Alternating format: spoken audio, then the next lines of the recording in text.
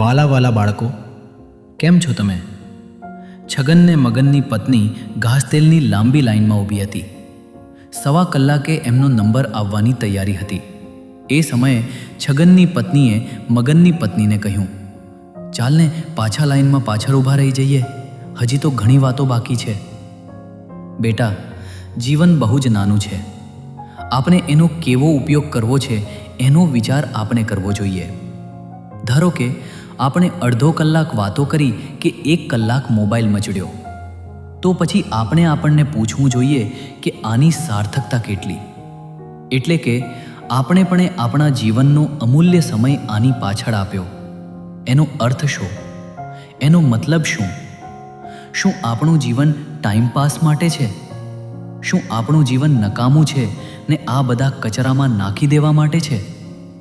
શું આપણે એટલા સમયમાં કોઈ સારું પુસ્તક વાંચીને જ્ઞાનનું નવું શિખર સર કરી શકતા ન હતા?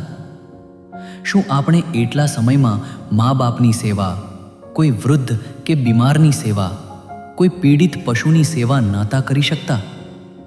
શું આપણે એટલા સમયમાં આપણા કોઈ દોષોને છોડવાનો ને ગુણોને પામવાનો પુરુષાર્થ નહોતા કરી શકતા? બેટા, ટાઈમપાસ એ પોતે પોતાનું કરેલું અપમાન છે.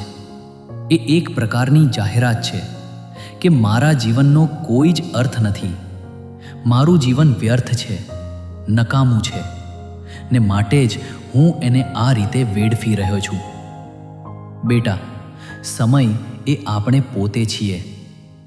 ભગવતી સૂત્રમાં કહ્યું છે, જીવાચેવ અજીવાચેવ. જ્યારે આપણે સમય બગાડીએ છીએ ત્યારે આપણે પોતાને જ બગાડીએ છીએ. આપણા દરેક સમયને સાર્થક કરીએ, આપણું જીવન સાર્થક થઈ જશે.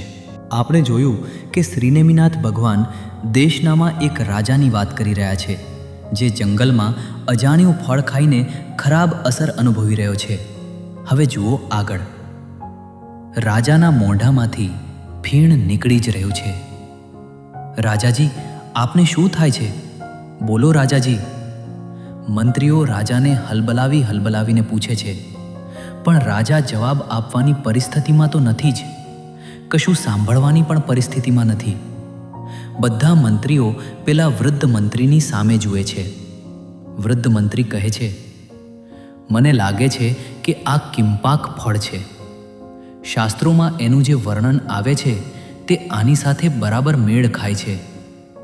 આ ફળ આકર્ષક હોય છે, સુગંધી હોય છે, ખૂબ જ સ્વાદિષ્ટ પણ હોય છે, પણ એ ખાધા પછી માણસ જીવી શકતો નથી.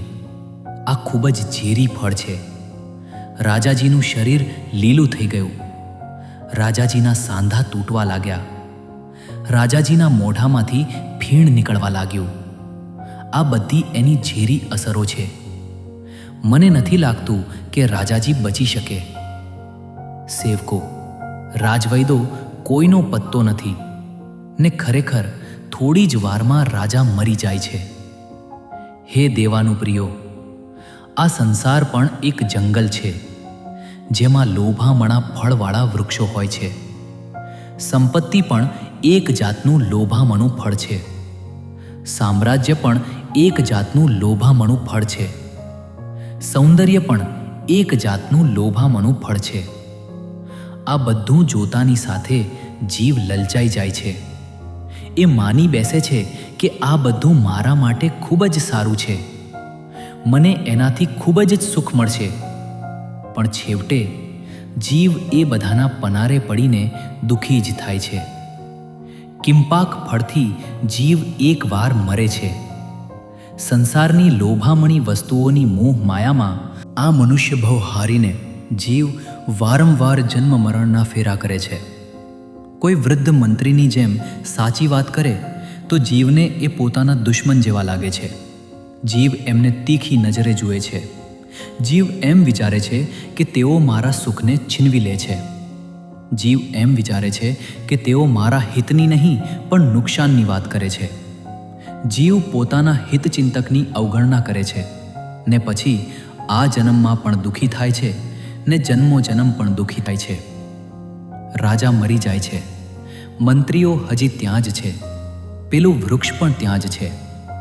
એ લોભામણા ફળો નજર સામે લટકી રહ્યા છે ને એ મંત્રીઓ ખૂબ જ ભૂખ્યા પણ છે.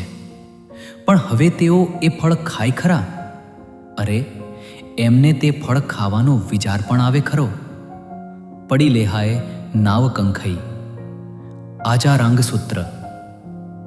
સંસારની લોભામણી વસ્તુઓની પણ તેને જ ઈચ્છા થાય કે જેને એમનું પરિણામ જોયું નથી. જેને એમનું પરિણામ જોઈ લીધું એમને એમની કોઈ જ ઈચ્છા રહેતી નથી.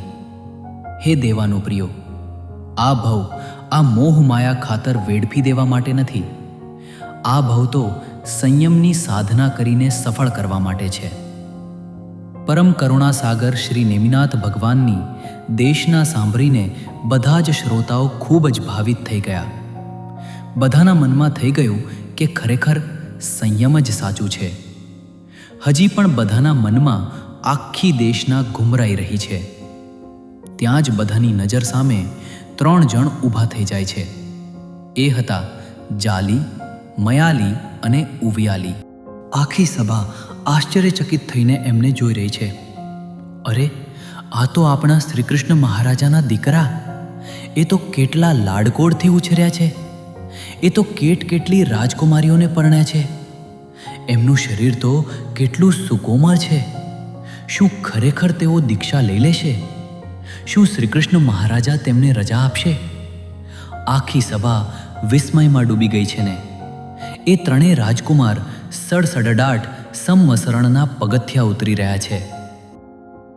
વધુ આવતા અંકે. વાલા બાળકો, અંક 127 થી 128. કિંપાક ફળ આધારિત આ વિષય પર પાત્રોનું નાટક ભજવવાની આ સ્પર્ધા છે. પ્રથમ ઇનામ 1008 અને માર્ગદર્શકને પણ 1008.